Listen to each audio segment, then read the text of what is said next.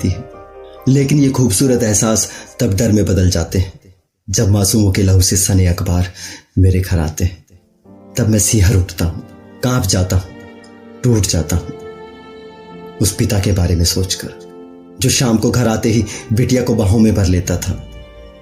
उस बाप का क्या हाल हो रहा होगा जब उसने कपड़े में लिपटे अपनी बिटिया के टुकड़ों को समेटकर सीने से लगाया होगा। उस माँ के बारे में सोचकर जिसका सारा दिन उसकी नटखट शरारतों और मासूम सवालों में गुजरता था। उस माँ का क्या हाल हो रहा होगा।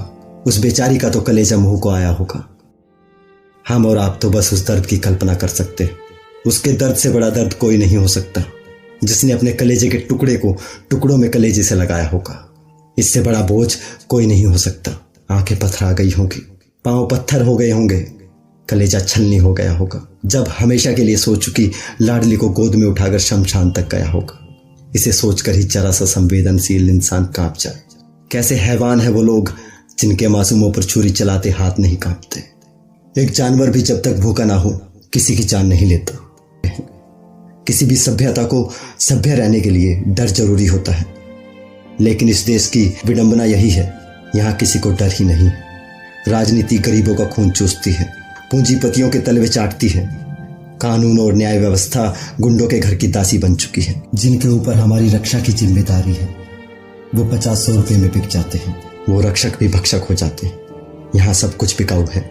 इंसान से लेकर भगवान तक सबकी कीमत है।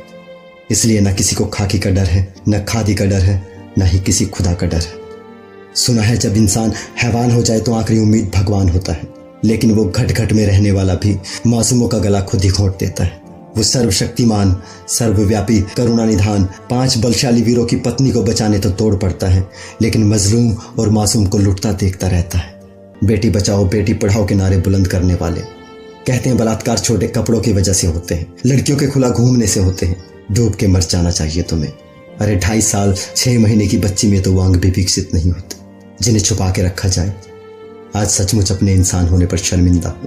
कैसा समाज बना दिया हमने जिसमें संवेदनाएं मर चुकी हैं, एहसास खत्म हो चुके हैं।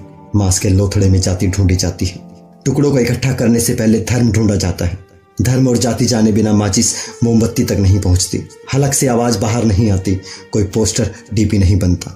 कोई हाथ इनकलाब में नहीं उठता। शर्म आनी चाहिए हमें अपने आप को सामाजिक प्राणी कहने में, और शर्म आनी चाहिए उन्हें जिनके हाथों में देश की भीतरी सुरक्षा है, जो जांच अधिकारी टुकड़ों में देखकर रो पड़ते हैं, जो न्यायाधीश सजा सुनाते रो पड़ते हैं। तुम्हारा रोना तुम्हारी नपुंसकता को दिखाता है। तुम्हारी बेबसी कमजोरी को, तुम्हारी बिकाऊपन को दर्शाता है। तुम अगर ईमानदार होते तो कोई किसी चिड़ी